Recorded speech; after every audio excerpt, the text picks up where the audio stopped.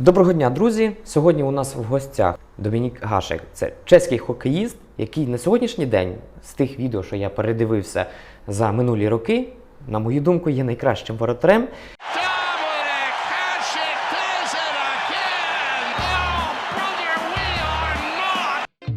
And the Vezda trophy goes to Dominic Hasek. Dominic Hasek. Dominic Hasek. Dominic Hasek. Dominic Hasek. Dominic Hasek.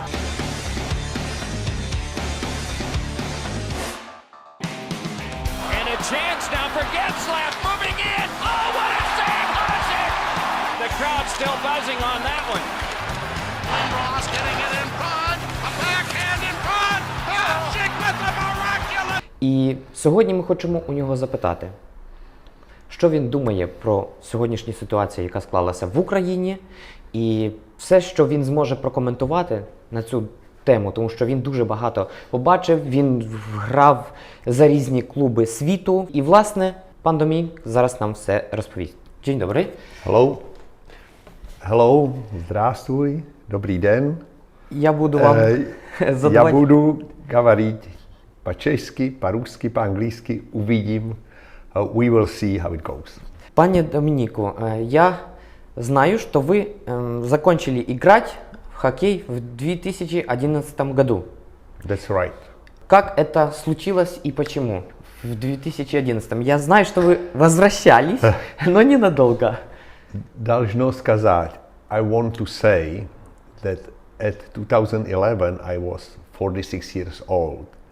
And I stopped my hockey career twice. In 2002, after we won the first cup with Detroit Red Wings, and the second time in 2008 when we won again the Stanley Cup and again with Detroit Red Wings.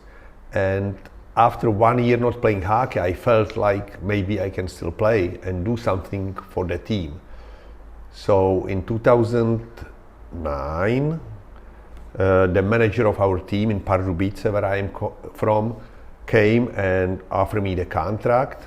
I had a great season in Czech. Then I have one more season in Russia. I play for Spartak Moscow, good team with a big history, with the great players like, for example, Starshinov, Olympic winner, Yakushev, such a great players. Anyway, I played there 1 year. I had good season, but I was 46 years old, and I felt like this is enough, and I decided to retire. Когда вы играли в «Спартаке», вот этот год, Да. как они относились к вам, и было ли хорошо? Там было все хорошо. I want to say that to play for Spartak Moscow, it was very special experience for me. I played in very good league. KHL, let's say that true. KHL, it's not the NHL. NHL is the best league in the world by far. KHL was maybe the best league in Europe. And it was good experience to play on this team. We made it to the playoffs. We lost in the playoffs. However, I was pleased with my performance. Could I do better? Of course, you always can do a little bit better. And talking about the people, no, everybody was younger in the locker room, but I have good relationship with all the players, you know. And maybe later we come what is going on right now. But I have to say, in 2010, 2011, when I played for Spartak Moscow, I never believed what is going to happen in 2014 and 2024 and what the life gonna be like in Russia and in Ukraine. And I have to repeat, it was a very good experience to understand more Russian people. And like I say, to play 1 year in Russia, I am glad I've done it, but 1 year it was enough for me. Вот за то время, когда вот первая война началась в 2014 году, вот заметили ли вы какое-то изменение в игроках, которые имели русское гражданство? Изменилось ли их отношение вообще? I have to say that I am not in contact with any Russian players anymore. And this is different to be part of the team and it's different to be part of the huge country like Russia with the leadership of Mr. Putin and these people, you know. And I had good friends, you know, like especially in Detroit. You know, I spent 4 years in Detroit, like Igor Larionov and Sergei Fedorov. Who else was there? Pavel Datsuk. They were good guys, you know, but they were part of the team in the United States. So it was completely different situation. Unfortunately, as a country, what they're doing right now is a terrible thing, and their leaders, they are criminals, and we can talk about it. You know, I don't know if you want to talk more about hockey or about today Russia. However, I completely oppose what is going on right now in Russia and the way what they're doing to the free country, to the democratic country of Ukraine and their people. It's a crime, and they have to be punished for it. I don't want to say average people. I don't want to punish average people in Russia. Many of them, they are good people, but their leadership, especially Mr. Putin, he has to go to court to Hague, and he has to be sued. За это все время вы, можно эту информацию найти в интернете, постоянно выступаете против того, чтобы русские поддерживали войну. То есть вы говорите в интервью... Я не понимаю, русские поддержали войну. Ну, это значит, что они не хотят подтвердить то, что Россия напала на Украину.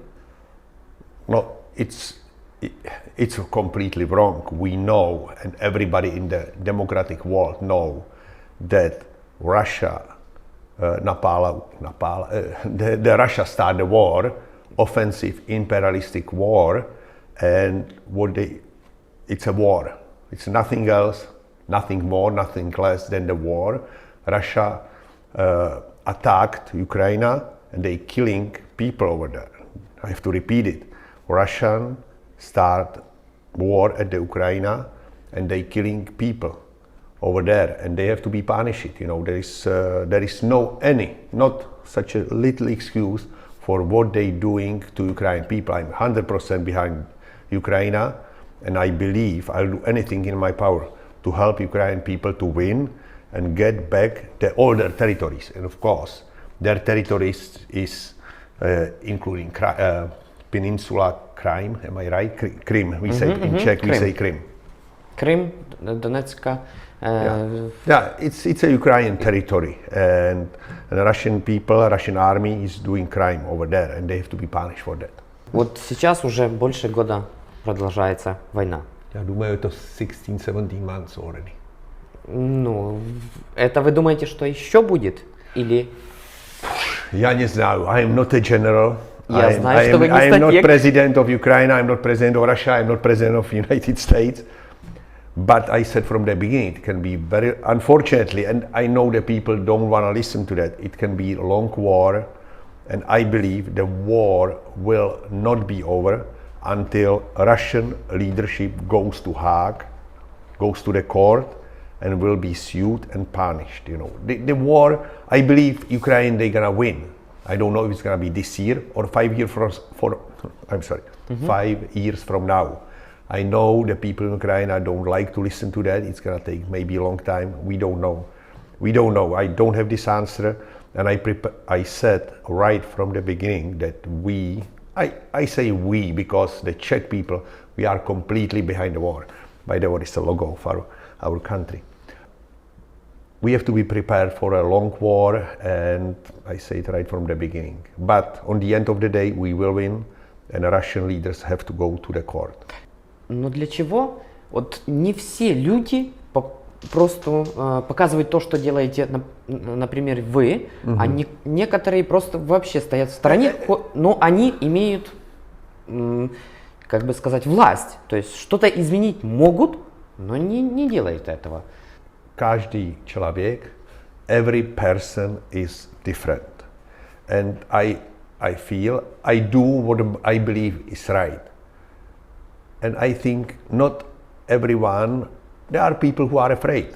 And I tell you, many people are afraid that if they say something, maybe in the future can be punished. You know, we have great experience, great means very bad experience with Russian people, with Russian government from 1968 to 1989, maybe 1990, the Russian army was occupying the Czech Republic.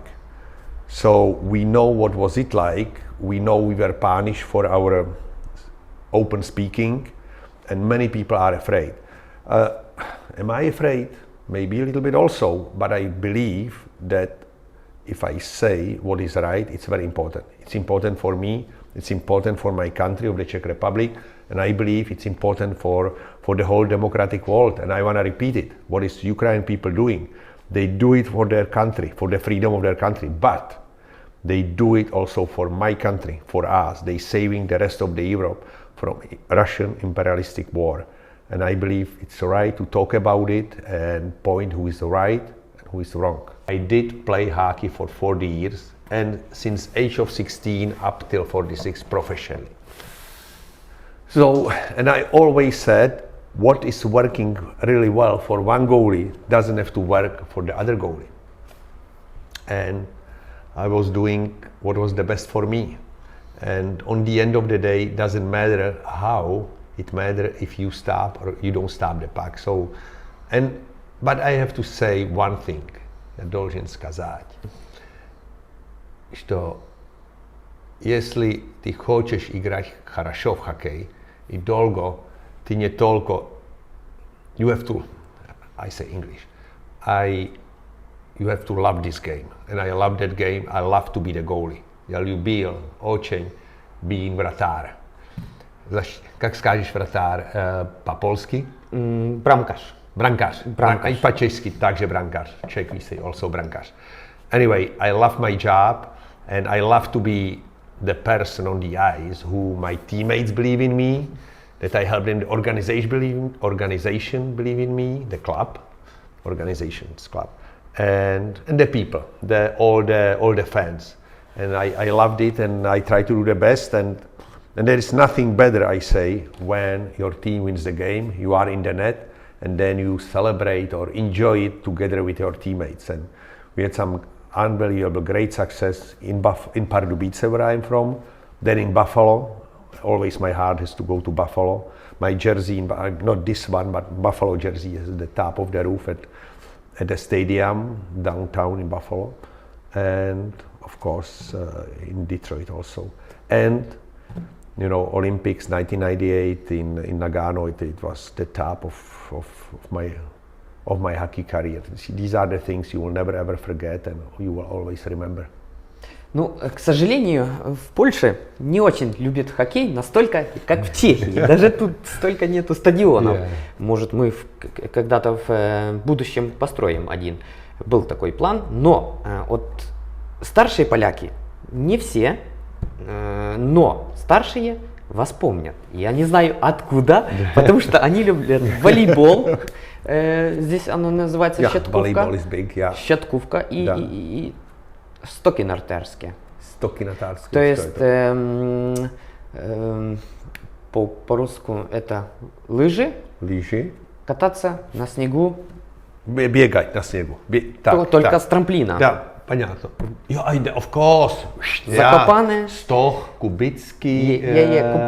Кубацкий. И еще один очень хороший. Кубацкий. Стох, кубацкий, еще один очень хороший.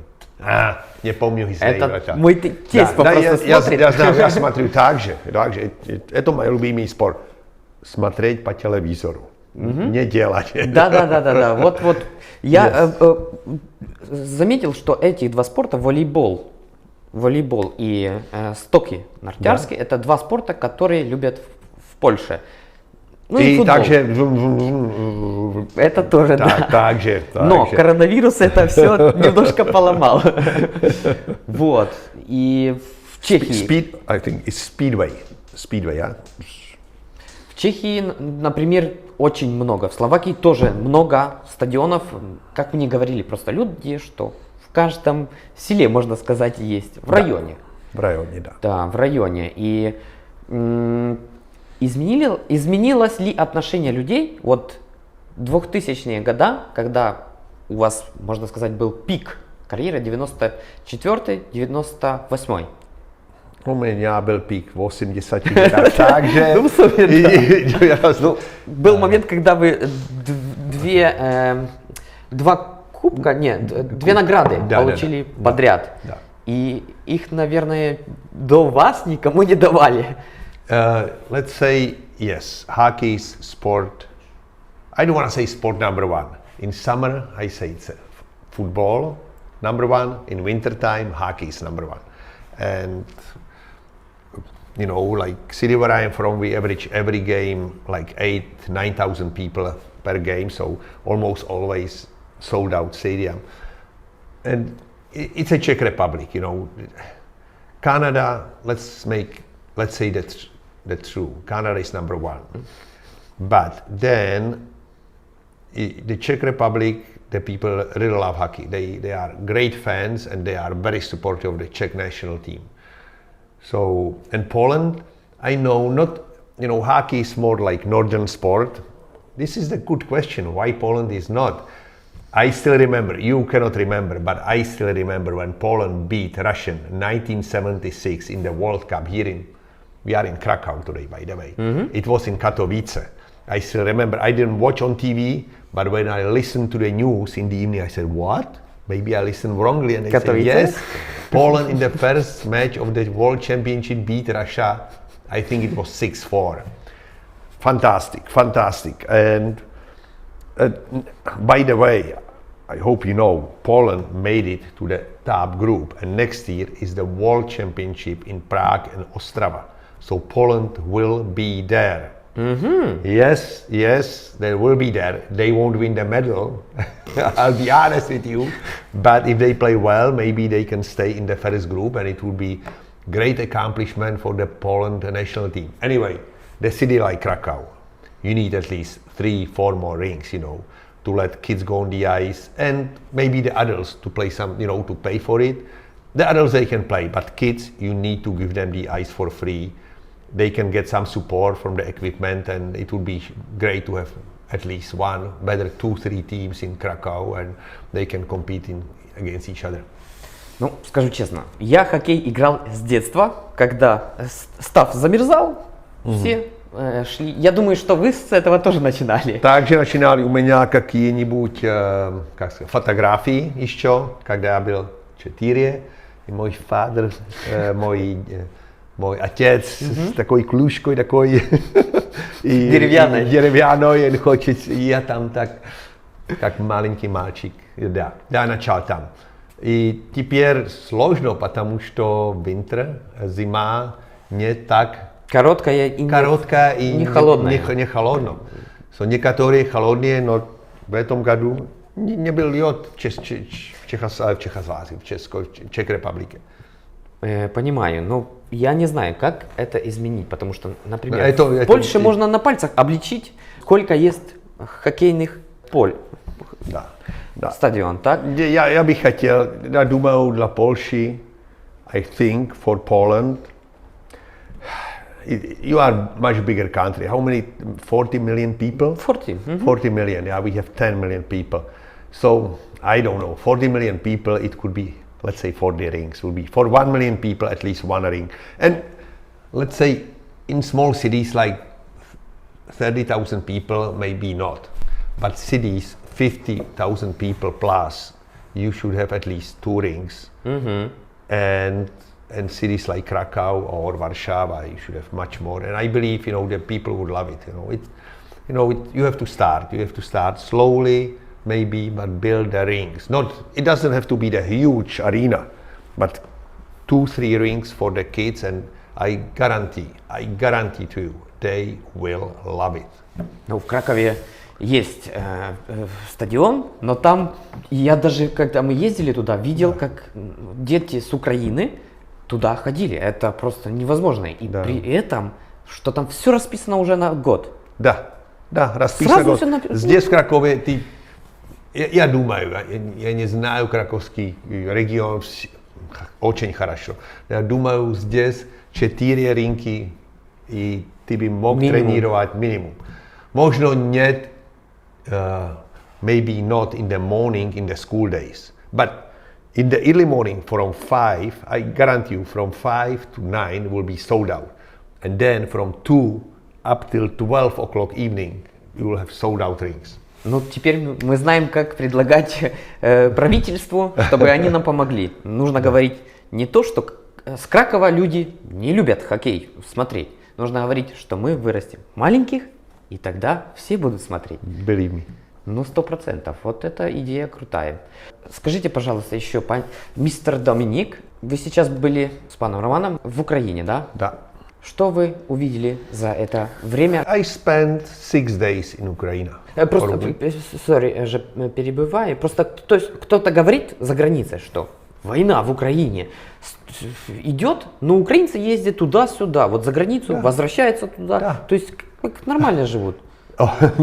Нет, они не живут нормально, они they try to live normal life, and some city they live sort of normal life, but remember there are millions and millions on the east side, and they are in the front line, and every day you see the people who are crossing the line coming back, helping their people, you know, with something. But there are millions people living on the east where they are affected by war terribly. Every day dying, not 10, but 100 people, about 100 people and more dying every day. You see, of course, you see people here in the car, yeah, but remember, their brothers, their parents, their kids are over there, and maybe when we talk together, somebody was dying over there. So it's a terrible thing what is going on in Ukraine because of Russia, and I believe, and I hope you believe also, we need to help all Ukraine's people at this time of the war. And there are about 200 Ukrainians in the Czech Republic, and we are helping them also. The kids go to school, their mothers, they start to work. It's not easy, you know, to get the job in the new country. Не просто. There are great doctors from Ukraine in Czech.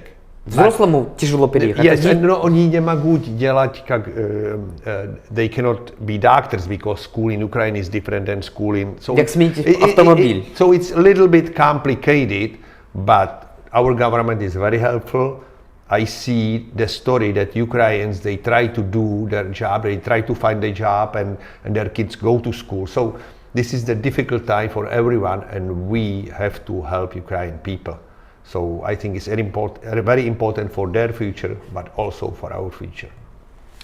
Ну, сложно даже представить, как будет выглядеть в будущем Украина, потому что вы понимаете, мистер Доминик, что украинцы, которые будут в Чешской Республике на протяжении 5 лет, они уже привыкнут, как и дети. И они потом не захотят. We don't know. These are the questions, we don't have the answers. I believe most of the Ukrainians, they want to return back to their country, to their cities, but many of them cannot at this time. So we'll see how everything goes. And if they want to become the Czech citizens, we'll see, you know, maybe our government says yes, maybe our government says no. Everything is possible, everything. And I don't want to say this is good or this is wrong, but at this time we must help. This is most important. И, друзья, наконец хотел бы сказать, что мистер Доминик имеет свой твиттер, на котором он публикует очень много информации и обращается даже к президенту Чешской Республики. Я это тоже заметил. Поэтому, если что, вы можете даже следить обязательно нужно следить за мистером Домиником, потому что он дает очень много полезной информации, которую просто никто из политиков не хочет почти показывать. Почти. Потому что за всеми мы не можем следить. Ну и спасибо, пане Доминику, за то, что были у нас в гостях. Ну и будем в будущем сотрудничать. Также спасибо. Спасибо.